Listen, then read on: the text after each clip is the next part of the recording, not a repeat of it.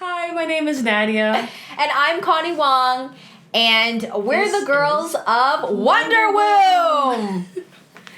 Dun, dun, dun, dun.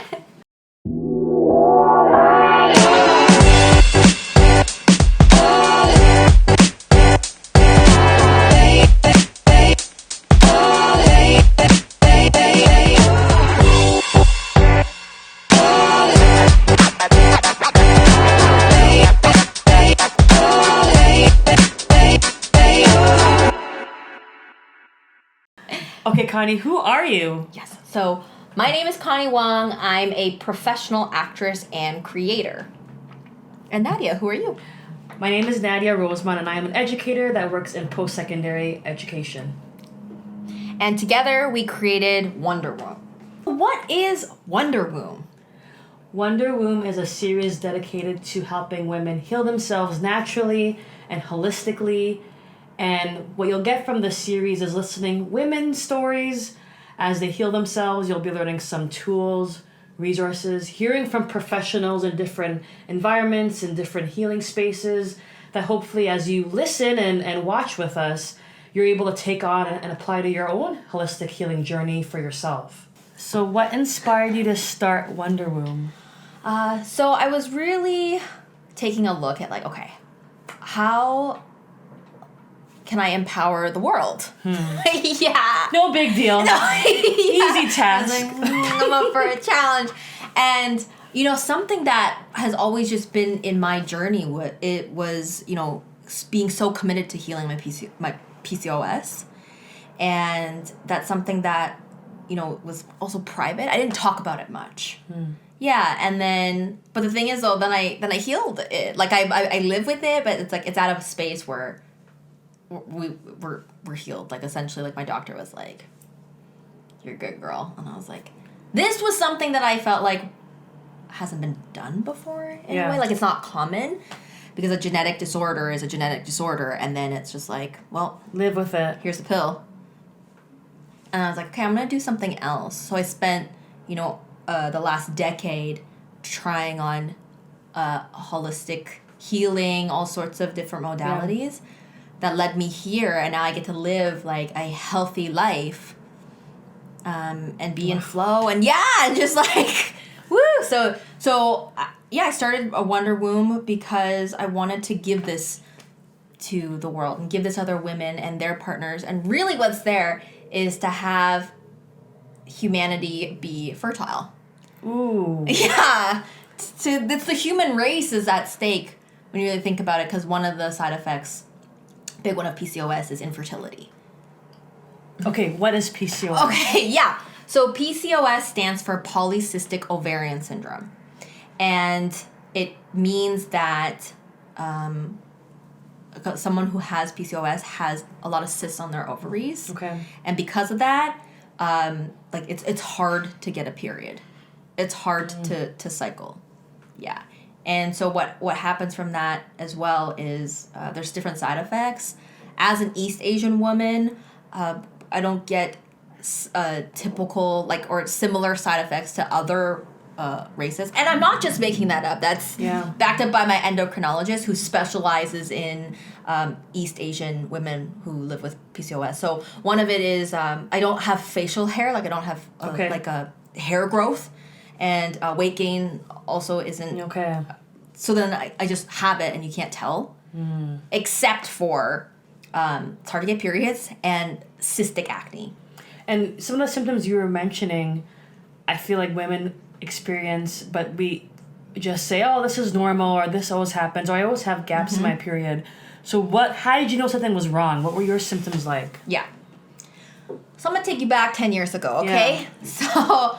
I was 20, and I was in fourth year university, and I remember it being, I was very stressed out in school, and in my fourth year, I remember I was due for my period, but I felt this really intense, sharp pain on my left side.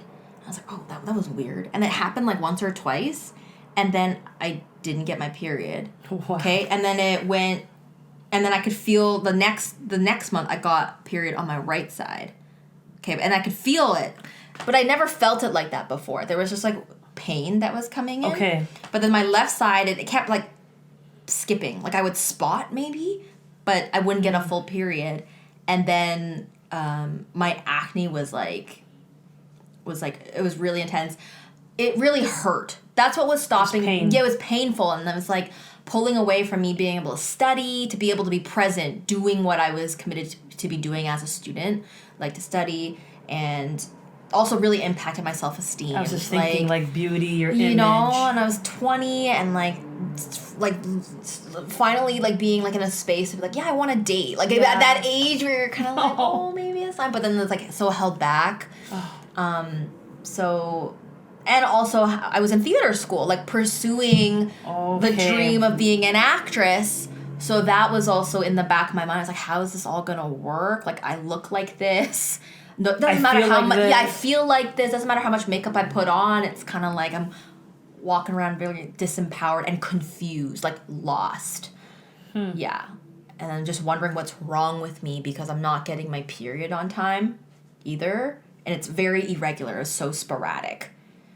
And hard to navigate life when you don't know what your cycle is. It could come at any moment or any.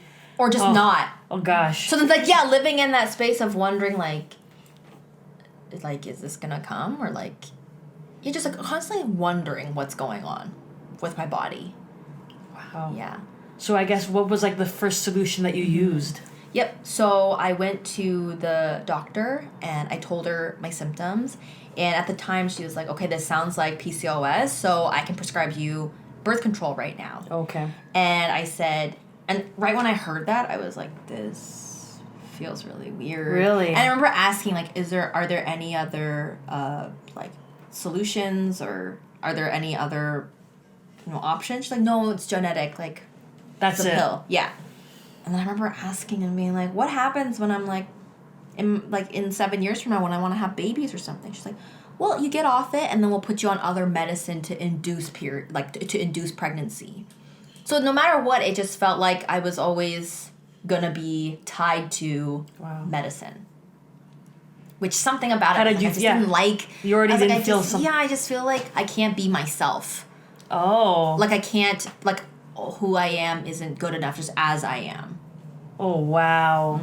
Already, immediately, you've had that like, feeling. So I said no to the pill, and she's like, "There, we can confirm it. So you go get blood work done, and you go have an ultrasound." So I went and I did that, like, right away. She gave me the prescription. I was, like, so gung-ho, so hopeful. I was like, I'm going to go, and it's going to be wrong. I'm going to be normal. And, of course, then the results come in. She's like, yep, you have PCOS. And I was like, yeah. And I was just, like, having to be with that by myself. It's like, what does that even mean?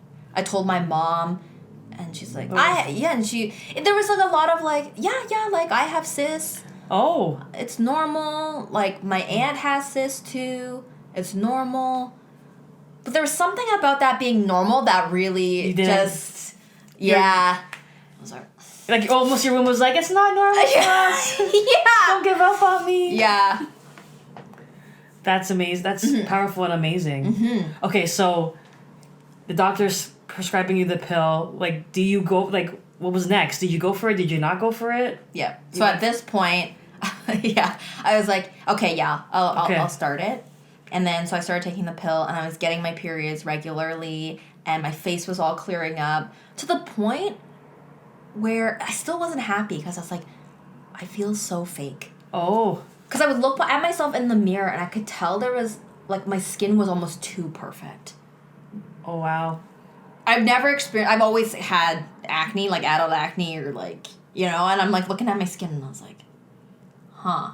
Like, maybe you almost felt like it wasn't gonna be, it wasn't, like, long-term perfect. Exactly. I knew it. I was like, this skin isn't gonna last forever. And I was like, what if, like, I don't want to be on something all the time. Like, I want to be able to have children. Yeah. And, like, when I'm 40 or 50, like, am I gonna have to be on the pill? I just thought I just had a lot of questions. Okay. At that time, and a lot of concerns for my future. So how long were you on the pill for? Yeah. So I went on the pill when I was 21. Okay. I'd say. Yeah. Around there. And then... Early 20s. And Yeah. And I just would get like those yearly prescriptions. So my doctor didn't have to worry about it. It was so like, okay, here's a prescription for a full year of pills. I was like, all right. And then it was my 27th birthday. Okay, 21 to 20. Okay. Yeah, so I was on it for 6 full years. And I yes, when I turned 27 that day, I was like sitting there in my bedroom. I was like looking at these pack of pills, and what had just happened was I also like was newly single. Okay. So I'm in like this new apartment. I have 2 new roommates who are these really awesome guys who are really supportive, very loving, like helped me move in. Mm-hmm. Like, and I was like broke and just like freshly single, needed a place to live, like didn't have any furniture, that kind of thing, like broke and like all that, just like, yeah. I'm feeling it. And like having this like moment with myself where I'm like, okay, I've never wanted to be on the pill, and will I continue doing this because someone said so, because the world said like this is how you do it, Connie. Yeah. That voice was there from the beginning. Yeah. And now in this moment you're like, oh, I'm listening to you and I don't need to be on, I'm single.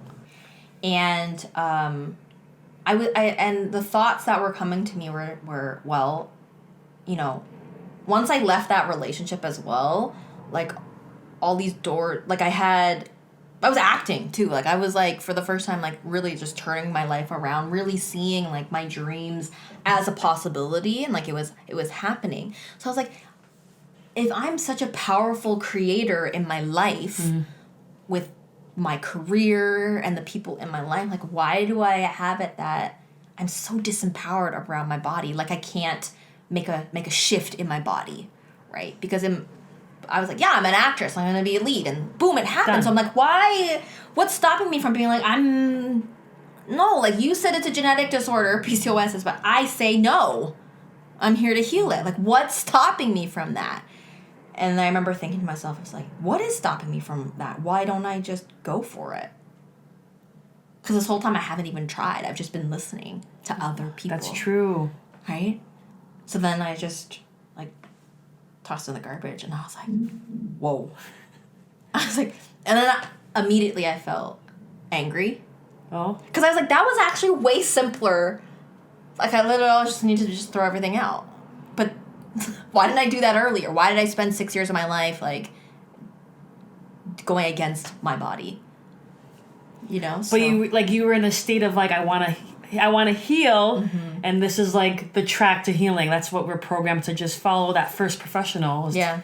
You know, you were following that, but that voice was always there.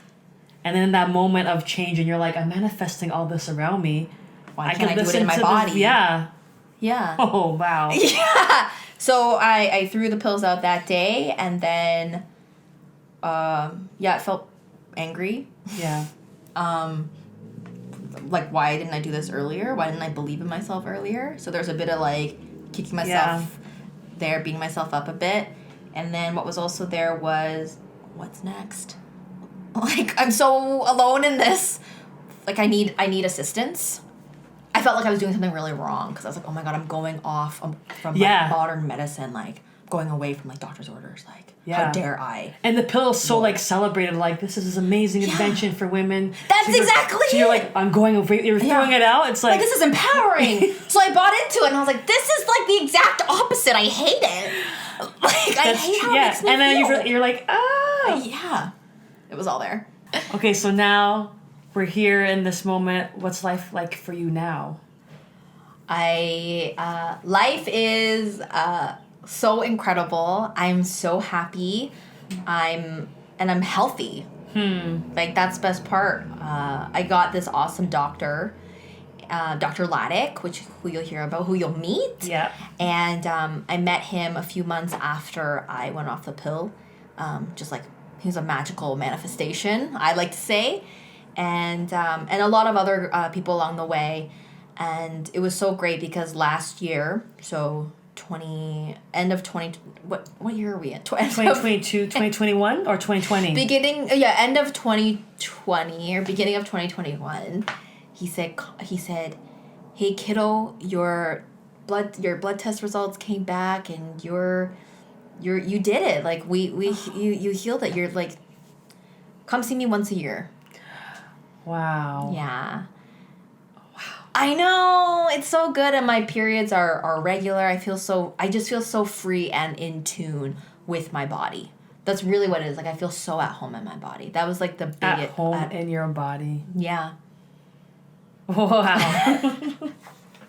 Which it's so sad to think that not a lot of people have that, and that's so powerful. And thank you. Yeah. There's like, I was so committed to like at least, feeling comfortable in my own skin. Yeah. And that's been the journey the last 10 years, is really getting myself aligned with my body, Okay, so like this is just like the teaser. The rest of the season, you'll be sharing more of your story. We'll be meeting Dr. Laddick and other healers that you've like utilized, and sharing more of like your lessons learned, the ups and downs, because it's not just like a perfect road to healing. There's highs and lows that you'll be sharing. But I feel like in this one, just alone, you shared about like that voice was there from the beginning for you, like your little spidey sense of like something's wrong. You need to find out what's wrong. And also sometimes you might get a remedy or a solution, but your body or yourself might be like, I don't know. Yeah. So just listening, like that was like one of your first steps on that road to recovery, was like, I gotta listen to my body. But like how you got there from listening to the next steps, we're gonna watch that in the next episode, so you have to stay tuned. Thank you so much for watching. We look forward to seeing you at the next episode. Don't forget to subscribe to our channel, give us a big like, and share the video with your friends. You can also catch us on Spotify and iTunes.